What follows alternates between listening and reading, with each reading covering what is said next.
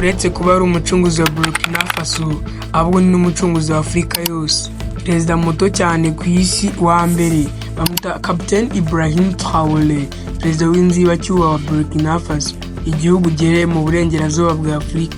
Akaba yaramenyekanye ubwo yateraga coup d'etat ahiruka ubutegetsi bwa Perezida Paul Henri Sandaogo Damiba, nawe warageze ku butegetsi mu buryo bwa gisirikare, ni ukuvuga guhirika ubutegetsi. Ibrahim Traoré uri kugereranywa nka Thomas Sankara, bamwe bakaba bari kumwita Thomas Sankara wa kabiri. Tukiri aho, Thomas Sankara yari muntu ki? Thomas Sankara ni umuperezida wayoboye Burkina Faso mu bihe bya kera, akaza kwitaba Imana mu 1987.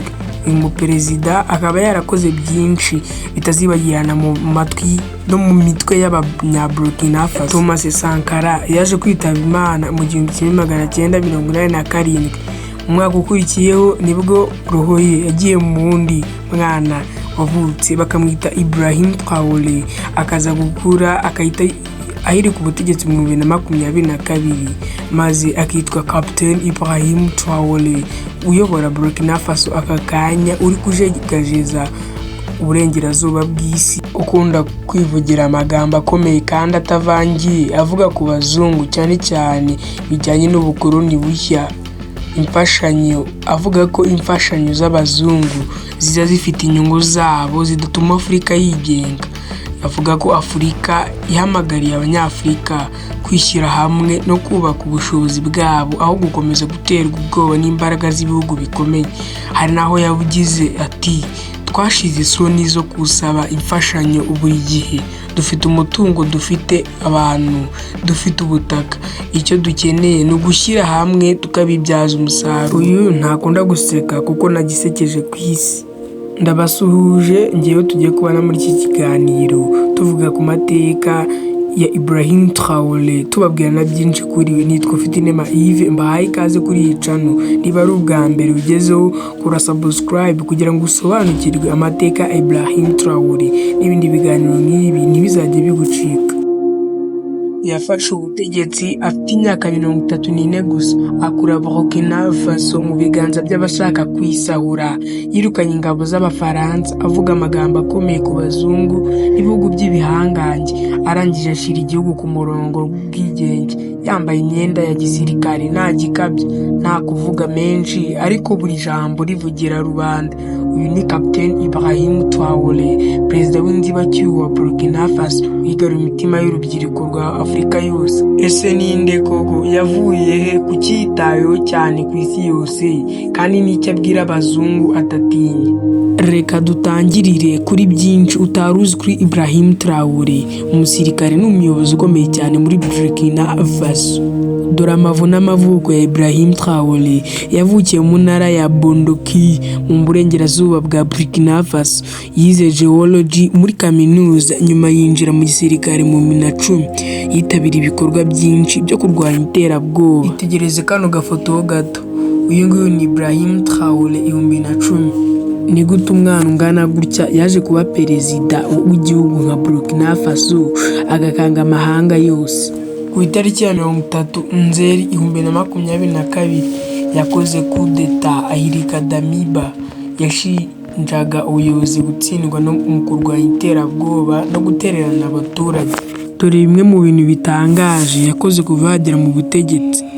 Yirukanye abasirikare b'Abafaransa mu gihugu, yahagaritse imikoranire ya gisirikare na Paris, yatangaje ko imfashanyo z'abazungu ari umutego bityo atazikeneye. Yegereye ibihugu bya Mali, Niger ndetse n'ibindi, akora umuryango udasanzwe.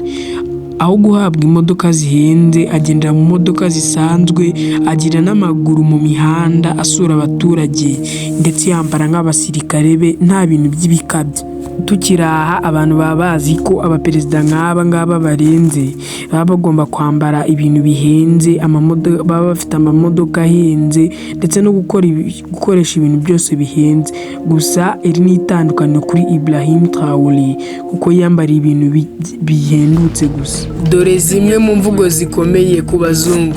Yarababwiye ati, nitukira Abanyafurika bajya gusaba, turi Afurika yifuza kwigenga. niba ubufasha bugamije kudufunga mu ngoyi tubufitiye impuhwe ntitubukeneye.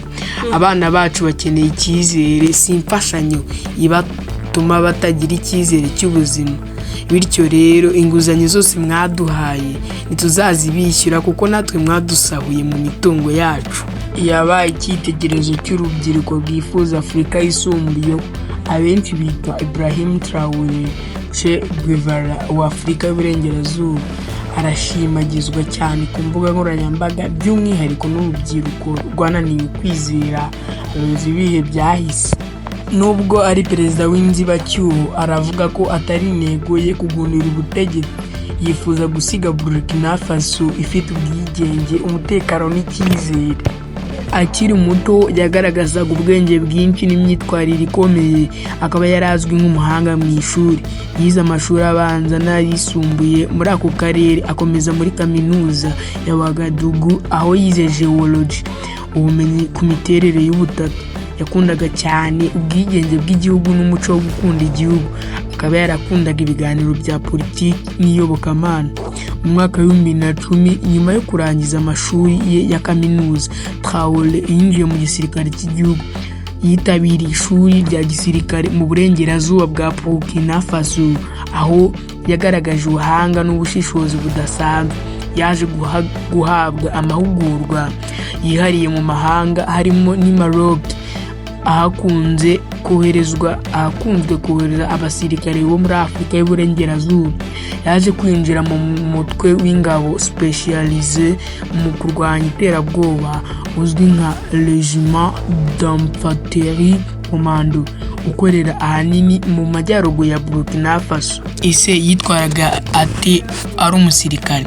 Traoré yagaragaye cyane nk'intwari mu mirwano ikomeye, yabaye agatinga za leta n'intagondwa za Kiyisilamu. Ese ubundi byagenze gute kugira ngo niyishimire ubutegetsi?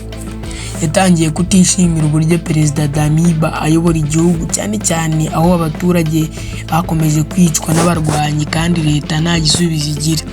Byageze aho amenyekana nk'umuyobozi w'ingabo udaceceka ku bikwiye guhinduka, atangira kugirana ibiganiro n'abandi basirikare ku mpinduka zikenewe. Inyuma y'ibyo byose yahise yigira inama yo guhirika ubutegetsi. Mu kwezi kwa Nzeri 2022 ibintu byarushijeho kuba bibi. Abaturage bamanutse mu mihanda basaba ubuyobozi kubaha umutekano. Ibrahim Traoré afatanyije n'abandi basirikare bato bakoze coup d'etat tariki ya 30 Nzeri 2022 bakuraho Damiba. Yatangaje ko impamvu ari ukubera ko ubutegetsi bwa Damiba bwateshutse ku nshingano zo kurinda abaturage. Yahise atangaza ko ari perezida w'inzibacyuho, ariko intego ye ugusigaraho igihe kirekire. Yatangije gahunda yo kwiyubakira ubushobozi bw'igisirikare, gusubiza abaturage icyizere no gucukubira n'inyungu z'amahanga mu miyoborere y'igihugu. Imyitwarire y'imuranga ni umuntu wicisha bugufi, udakunda amagambo menshi, ariko avuga ibifite ishingiro. Yemeza ko ubwigenge bwa politiki n'ubukungu ari ishingiro rya Afurika nshya. Abarirwa mu bayobozi bake badakunda ubukire bwo mu buryo bw'ikirenga, kuko yanga imodoka zihenze, akambara nk'abasirikare be. Tukiri aho reka dusubire inyuma gato. Captain Ibrahim Traoré n'abasirikare be nyuma yo guhirika Paul Henri Sandaogo Damiba ku butegetsi kuwa 30 Nzeri 2022, abasirikare bari bayobowe na Captain Ibrahim Traoré bakoze ibintu bidasanzwe kandi byatangaje benshi ku isi, cyane cyane uburyo bagiye birinda kumwica cyangwa kumukorera ibikorwa by'ubugizi bwa nabi nk'uko bimenyerewe mu bindi bihugu. Bimwe byatangaje abantu benshi ku isi. Aho guhitamo kumurasa, Captain Ibrahim Traoré yahisemo inzira y'amahoro, amusaba kwegura no kuva mu gihugu. Yagiranye nawe ibiganiro biciye mu bwumvikane, ndetse hifashishwa n'abasaserdoti, abayobozi b'amadini n'itsinda ry'abahuza. Damiba amaze kubona ko bigeze aho rukomeye, ku itariki 2 Ukwakira 2022, Damiba yanditse itangazo ryo kwegura, ashyiraho amasezerano avuga ko agiye kwigira mu buhungiro, asaba ko ubuzima bwe buzitabwaho. yahunze yerekeza muri Togo. Ubuyobozi bwa Togo bwatangaje ko bwamwakiriye ku mpamvu z'ubumuntu, ndetse Traoré yemeza ko ibyo bikorwa byari uko igihugu kidakwiye kujya mu ntambara y'ingabo zacyo hagati. Ibi byose ni ibyerekana ko Captain Ibrahim Traoré ari umuyobozi ukunda Afurika ndetse ufite ibitekerezo bizayizamura bikayikura mu bukoloni ikaba Afurika nshya. Ndabashimiye mwese twabanye muri iyi video. Njye nitwa Fitinema Yves, ndabakunda cyane. Imana ibarinde.